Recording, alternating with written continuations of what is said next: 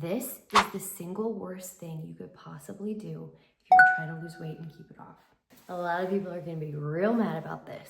If you are on a weight loss journey and you are trying to lose weight, you are stuck at a plateau, you wanna get into the best shape of your life, whatever it is, and you're counting calories, I hate to say it, but you are doing it wrong. You're doing yourself a disservice. Okay, let me explain why. So let's break it down. The brass tacks.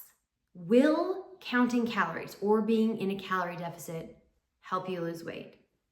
Yes, obviously, it's science. Calories in versus calories out will help you lose weight. But that's only gonna work if everything else is optimized. Let's think about it. Somebody whose hormones are balanced, someone who has a healthy inflammation response, someone who's super sensitive to insulin, someone whose gut health is optimal. Now that type of person could lose weight if they're counting calories to ensure that they're in a calorie deficit. Let's face it, that person's not counting calories because that person doesn't have to. Because when it really comes down to it, that person is likely living a very healthy lifestyle.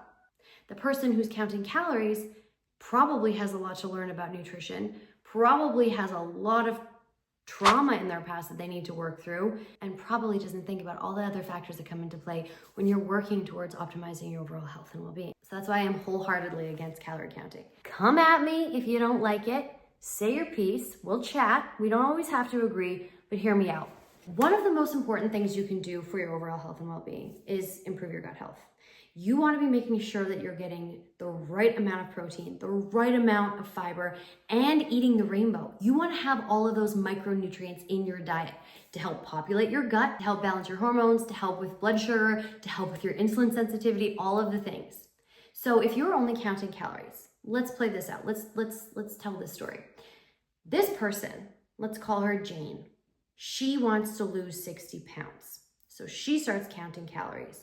Jane is like, I'm gonna lose 60 pounds. My calorie deficit is 1,200 calories. Okay, let's do this. So Jane goes on this calorie deficit diet. She's got her 1,200 calories, but she doesn't know anything about nutrition. So what does she do? She goes and gets her lean cuisines. She goes and gets her protein bars. She goes and gets all of these things that are full of insane chemicals that are going to destroy your gut. It's gonna ramp up inflammation. It's gonna throw your hormones off balance. All of these things that are working against you without even realizing it. So rather than choosing a ultra nutrient dense meal that's maybe 500 calories, Jane's gonna opt for the lean cuisine that has a bunch of sketchy chemicals in it that's 150 calories. Now she's in a big hurry. She wants to get something to eat. She's taking her kids to McDonald's. So she's like, oh, I'll get something. Oh, the calories are there. I'm just gonna get the 200 calorie burger and maybe eat a few French fries, and that'll keep me under my calories. Now Jane's at the grocery store and she's looking for what she wants to stock her house full of. So she's looking through the aisles and she's really wanting to have some like ice cream and chips and treats, and she's like, wow, there's so many low calorie options. And so she fills her cart with those things. Is she eating in a calorie deficit? Sure, but she's not seeing the results. And she's like, what's going on? I'm like, I'm eating these low fat chips. I'm eating these lean cuisines. I'm choosing the lowest calorie options at McDonald's. Why am I not losing weight? Because all of the other ingredients that she's adding into her body and all of the micronutrients that she's missing and the macronutrients like protein, fiber, and omegas are missing from her diet. So her body is just scrambling to work. So what she's dealing with here is a super unhealthy gut, a body that's super inflamed, hormones that are just off the chains, off the charts, all over the map. All of these things that are working against her. Now let's flip the script and look at Mimi, right? So Mimi also wants to lose 60 pounds. But Mimi is like, she's thinking about these things. She's heard about high protein. She's heard about the weird chemicals in some of these packaged foods. And she wants to do more than just lose weight. She wants to lose weight and keep it off. She wants to transform not only her body, she wants to transform her entire life. So Mimi is gonna be like, I'm not counting calories, as tempting as it is. This just doesn't sit right with me intuitively. So what does Mimi do? Mimi opts to figure out how much protein she should have in a day. She wants to weigh 130 pounds, so her goal is to get 130 grams of protein. And now rather than filling up on high protein desserts or high protein chips, don't even get me started, high protein ice cream and all of these gimmicky things, she's like, no, I'm gonna opt for whole foods. So Mimi gets 130 grams of protein from Whole Foods. It's not easy.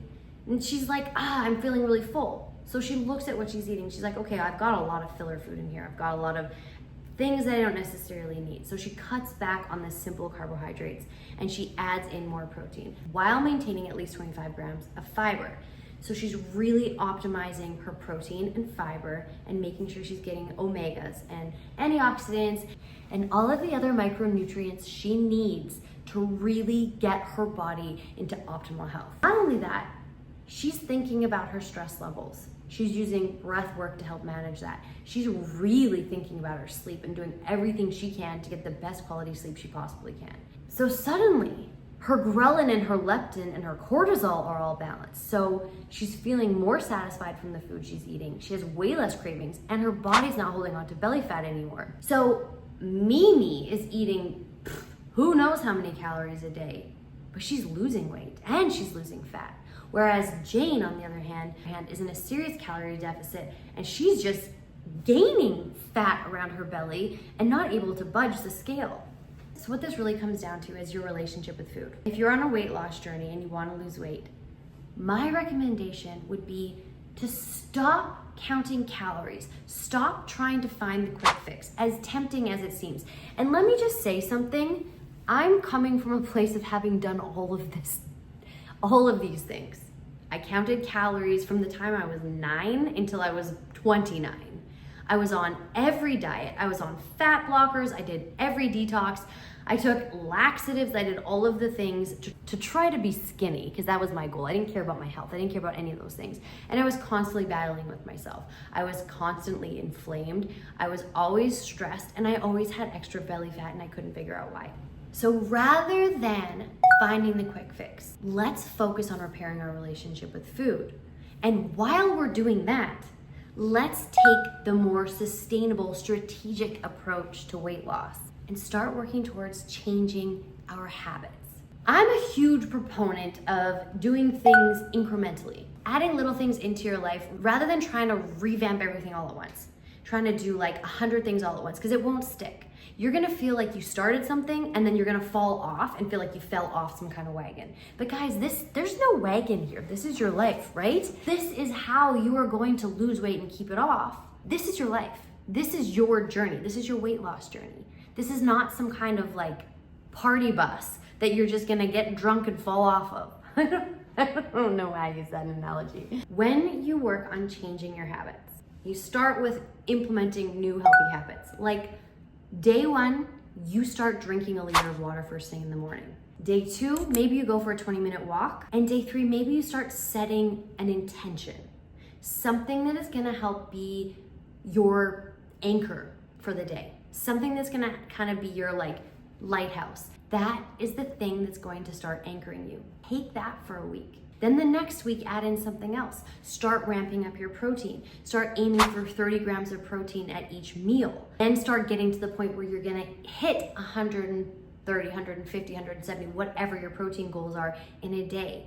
Do it step by step. Start making these healthy habits so that your weight loss journey becomes automatic, as opposed to trying to do everything all at once or be in a super annoying restrictive calorie deficit. And now here's the other part of the equation. When you inevitably miss a day or a week, or you go on holiday and you fall back into old habits, you have the willpower built in.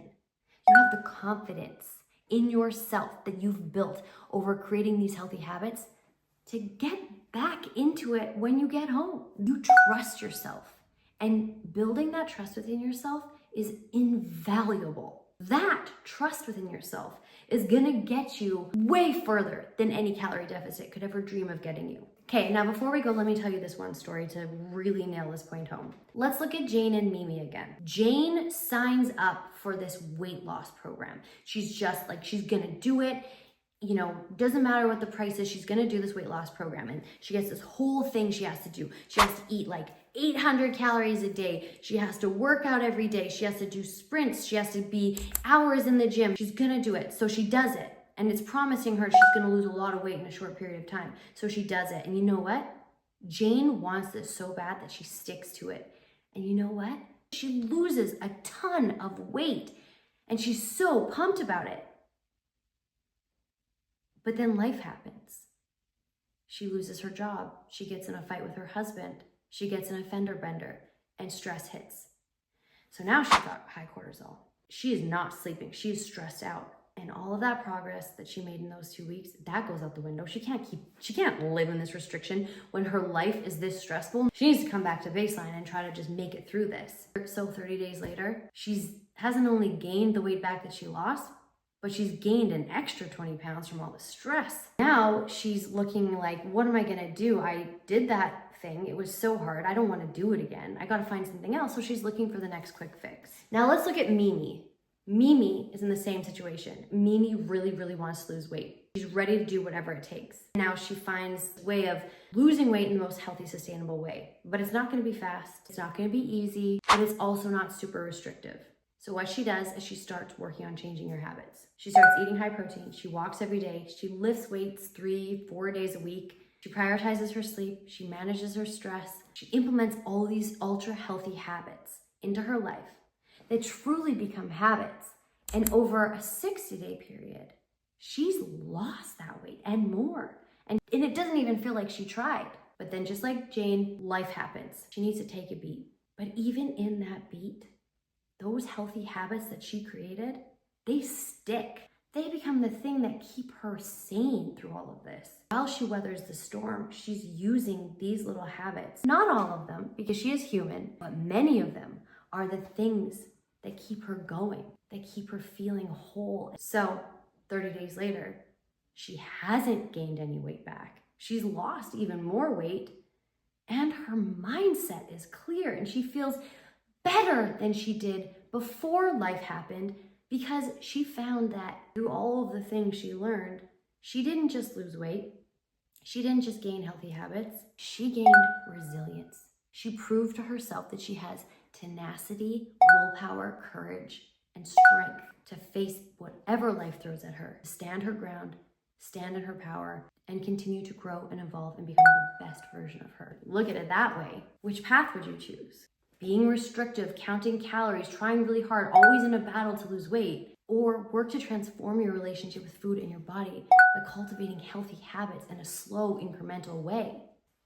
I don't know about you, but I am 100% going down the road of healthy habits and throwing calorie counting out the window. And I mean, I've done both. I am both Jane and Mimi. And I can tell you right now, being Mimi is a hell of a lot more fun.